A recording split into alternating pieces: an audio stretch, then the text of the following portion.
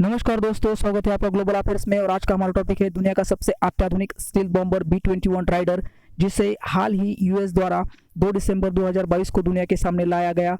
तो जानेंगे आज के इस वीडियो में एक स्टील बॉम्बर क्या होता है, बॉम्बर एयरक्राफ्ट क्या होता है, फाइटर एयरक्राफ्ट क्या होता है इस वीडियो में। तो बने रहिए मेरे साथ इस वीडियो में। तो देखते हैं दोस्तों B-21 बॉम्बर। तो आप इस स्क्रीन पर जो देख रहे हैं ये है अमेरिका का सबसे एडवांस 21वीं सदी का सबसे advance 6th generation bomber B-21 Raider. ये इमेज दुनिया की पहली इमेज है, रियल इमेज इस बॉम्बर की, जो अमेरिका ने 2 दिसंबर 2022 को इसे जब दुनिया के सामने लाया तब ये इमेज खींची गई थी। तो दोस्तों इस बॉम्बर को B-21 राइडर बॉम्बर को बनाया गया है नॉर्थरॉप ग्रुमन कॉर्पोरेशन द्वारा कैलिफोर्निया के पामडेल में प्लांट नंबर 42 में। और ये काफ़ी एडवांस बॉम्बर बताया जा रहा है। और जो अमेरिका का बॉम्बर फ्लीट है उसमें B-2 बॉम्बर की जगह ये बॉम्बर लेने वाला है। यूएस चाहता है कि ऐसे 100 बॉम्बर उनके बॉम्बर फ्लीट में बनाए जाए। इस बॉम्बर में जो इंजन लगाया गया है वो है प्रैट एंड व्हिटनी का F135 इंजन। और इस बॉम्बर की जो कॉस्ट बताई जा रही है वो $700 मिलियन पर बॉम्बर बताई जा रही है।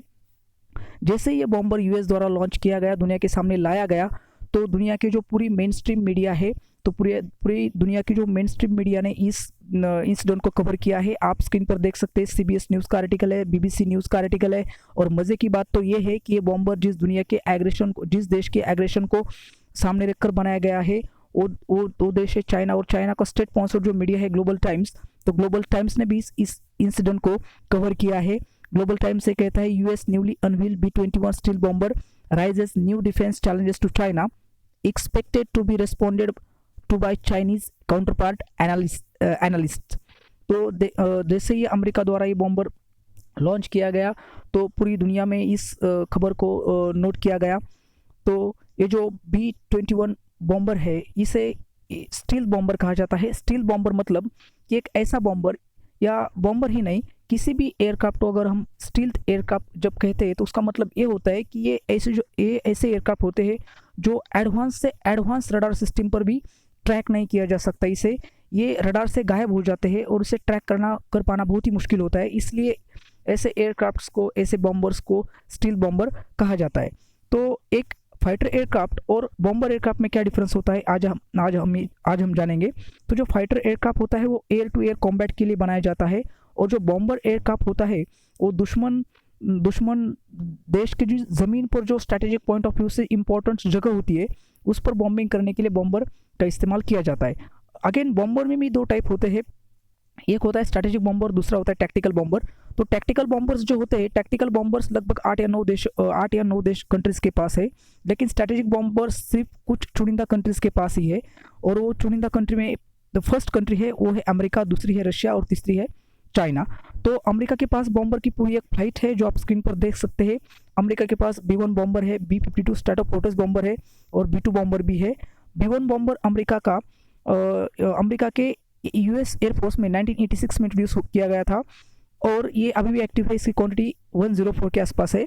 और अमेरिका का जो नेक्स्ट बॉम्बर है वो B-52 स्ट्रैटोफोर्ट्रेस है। इसे 1955 में इंट्रोड्यूस किया गया था, ये अभी भी एक्टिव है। इसकी क्वांटिटी 744 के आसपास है। और जो अमेरिका का तीसरा बॉम्बर है B-2 बॉम्बर, जो 1997 में इंट्रोड्यूस किया गया था, ये अभी भी एक्टिव है और इसकी क्वांटिटी 21 है। लेकिन जैसे ही अमेरिका ने B-21 राइडर बॉम्बर लॉन्च किया है, ये B-21 राइडर बॉम्बर अमेरिका के B-2 बॉम्बर को रिप्लेस करने वाला है। अगला जो देश है वो है रशिया। रशिया के पास भी 2 टाइप के बॉम्बर्स है। पहला बॉम्बर है Tupolev Tu-160, इसे 1987 में रशियन एयरफोर्स में इस्तेमाल किया गया था और ये अभी भी एक्टिव है। इसकी क्वांटिटी लगभग 36 के आसपास है। रशिया का दूसरा एडवांस बॉम्बर है Tupolev Tu-95, ये काफ़ी दिनों से रशियन एयरफोर्स में एक्टिव है। इसे इंट्रोड्यूस किया गया था 1956 में और ये अभी भी एक्टिव है और इसकी जो क्वांटिटी है लगभग 500 से थोड़ी सी कम है। जो तीसरा कंट्री है जिसके पास स्ट्रेटेजिक बॉम्बर रखने की क्षमता है वो कंट्री है चाइना। और चाइना के पास फिलहाल शियान S6 के बॉम्बर है और इस बॉम्बर को 1969 में इंट्रोड्यूस किया गया था चाइनीज़ एयरफोर्स में।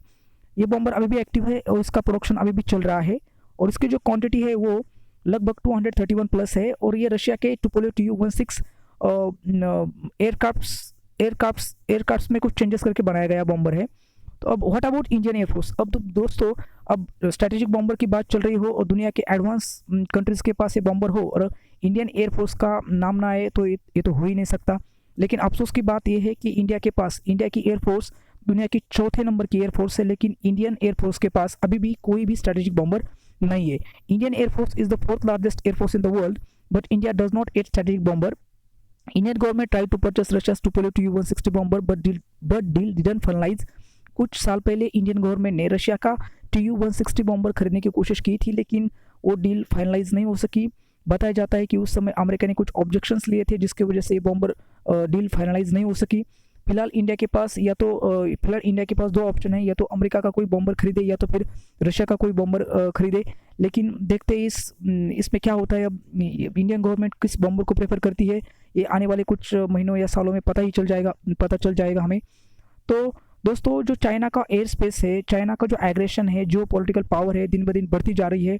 और इसलिए यूएस थिंक टैंक काफ़ी दिनों से ये सोच रही थी कि चाइना का जो स्ट्रॉन्ग एयर डिफेंस है, जो एयर शील्ड है, उसे पेनेट्रेट करके चाइना के जो स्ट्रेटेजिक पॉइंट ऑफ व्यू से जो इम्पोर्टेंट सेंटर्स है, जैसे कि चाइनीज़ इंडस्ट्रियल एरिया हो गया, चाइना का मिलिट्री एरिया हो गया, उसे टारगेट कर सके ऐसा एक बॉम्बर यूएस के पास होना चाहिए, ऐसा यूएस थिंक टैंक काफ़ी सालों से सोच रही थी। तो इसीलिए यूएस ने एक स्टील्थ एडवांस बॉम्बर बनाने का प्रोग्राम लॉन्च किया था। और ये प्रोग्राम काफ़ी टॉप सीक्रेट था और इस प्रोग्राम के बारे में दुनिया को ज़्यादा कुछ खबर नहीं थी। तो चाइना के पास जो एडवांस रडार सिस्टम है, चाइना ने एंटी स्टील रडार सिस्टम में काफ़ी तरक्की की है, काफ़ी डेवलपमेंट की है चाइना ने। और चाइना, ये आप स्क्रीन पर देख सकते हैं, चाइना का YLC-8E anti steel radar system है। और चाइना का पूरा जो रडार सिस्टम है, एंटी स्टील रडार सिस्टम, उसमें से ये जो YLC-8E है, ये फ्लैगशिप रडार है चाइना का, मतलब कि सबसे एडवांस 4th जनरेशन रडार है चाइना का। चाइना की दिन ब दिन बढ़ती एयरफोर्स और एयर डिफेंस को देखकर ये B-21 राइडर बॉम्बर अमेरिका ने बनाया है। तो दोस्तों, ये था B-21 राइडर बॉम्बर के बारे में आज का ये वीडियो। तो ये था वीडियो का एंड। आपको वीडियो कैसा लगा कमेंट बॉक्स में ज़रूर बताइए।